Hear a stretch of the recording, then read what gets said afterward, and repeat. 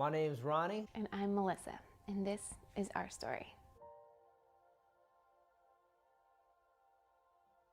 So growing up, I had a lot of bad relationships with guys. I've dated many girls along the way and just never really seemed like it was the right fit. But when I became a Christian, anytime a guy would sort of try and come into my life, I just remember the Lord speaking so clearly to me, Melissa, if you just wait on me, I promise, in the area of a man, you will see the goodness of the Lord. Just wait on me. And you get to that point where, you're in your late 20s, and you're like, Lord, is this really gonna happen? I get to the point I'm like 39 years old, single, no kids. All my friends are married, got multiple kids. Kids are in high school. I'm like, man, what's going on here? So I decided, like, Lord, I need you to break into this situation. I need you to bring me a wife. So for the next 8 months, I was praying specifically for a wife. And I knew that the next woman that God was gonna bring into my life was gonna be my wife. And so in that season, I'm a missionary. I had such a mission in my heart. And to be honest, I didn't want to get married. That's just gonna get in the way of me and my mission, people. And I had a dream, and the Lord basically said, for what I've called you to do, I need you to travel, and I need you to go gain more partners so that you can continue to do what I've called you to. And so I planned a trip to California, and I knew that the Lord was leading me there, and I was like, Lord, when I was in California, I was not saved. I was not saved. So I started thinking, like, Lord, who out there do I even know that's a Christian? Who would even care? And I remembered my friend Ronnie was actually a Christian. Going back to like 2008. So in 2008, I knew Ronnie. I was in the motocross industry. I was a professional freestyle motocross rider. Mel was a promo model, trophy girl. And Mel stood out, super, super hot, blonde hair, big blue eyes, really pretty face, and everybody noticed her. Of course, I noticed her, and we kind of had a thing back then. And then she took off back to Colorado Springs, where she's originally from, and we lost contact. I reach out to him on Facebook. And what's funny is I never checked Facebook at all. So when I get the message and she's talking about all this stuff, and I'm like, when did she become a Christian? I had no idea this girl's a Christian.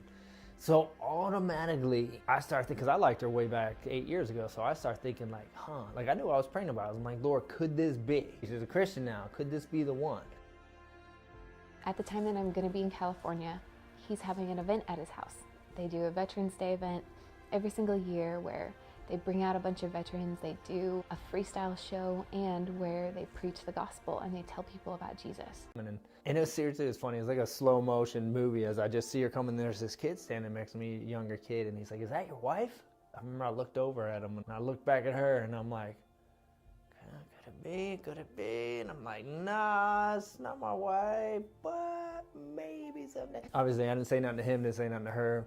But the whole time she was there, I remember I couldn't take my eyes off. I was like, I'm trying to run this event, do stuff, but I kept like looking around like, where's she at? Where's she at? I just wanted to. I'm able to pick up that, oh no, I hope he doesn't think that this is something more than it is. Honest to God, I am like, no, I am not getting back in the motocross industry.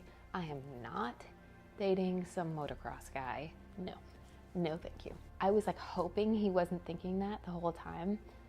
So I'm kind of like trying to keep my distance. I'm kind of just trying to like do my own thing. So I remember I asked her out to dinner that night. We went to dinner, and as first time we sat down and talked, and it didn't take long. I knew just by one dinner with her that her relationship with the Lord was solid. And we ended up hanging out every single day of my trip.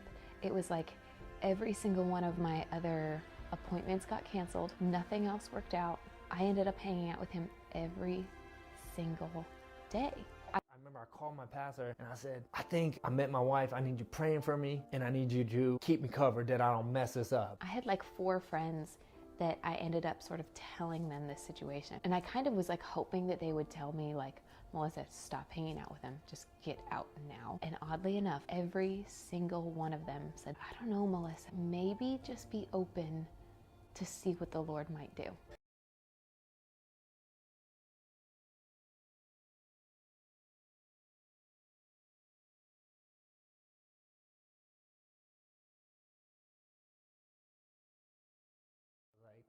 But at the same time, it it made me respect her that much more because she was so serious about her faith. Like her faith and her relationship with the Lord was first. But during that time, there was a ton of stuff happening. Every time we'd go to places together, we would just get people prophesying over us like you wouldn't believe. Like, you two are a powerhouse, like all these things. And I'm like, oh my gosh, we're not even together. And there was just all these little things that the Lord did, almost like little confirmations where it was just like, okay, take one more step. Okay, take one more step.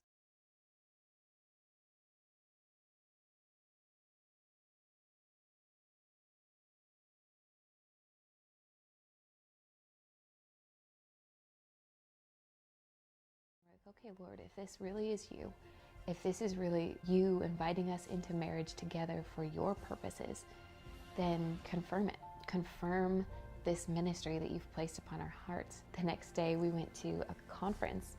It was like a big stadium event. I'm walking through a crowd of thousands of people, and this dude just basically like, I seen him. He was like, you know, catty-cornered me, and as I looked at him, he like looked at me and he double took me like this and walked straight up to me, and he just started to prophesy over me. And he was just like, God's put a calling on your life. God is going to use you. He's giving you influence over a certain group of people. He's like, I see a movement with the youth.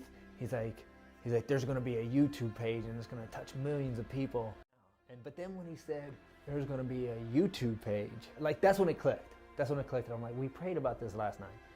And I looked over her, and she's like deer in the headlights. She's like, she like hit the ground.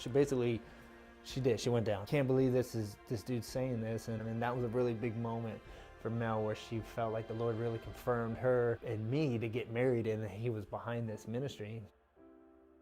And so if either you're single or if you're married, you can trust the Lord. You can trust him with your life, but he knows it better. He wrote a way better story than I ever could have come up with on my own. He knew what was better, and I just had to say yes. And so trust the Lord with your life. Say yes, whatever that looks like, and he will write a beautiful story with your life.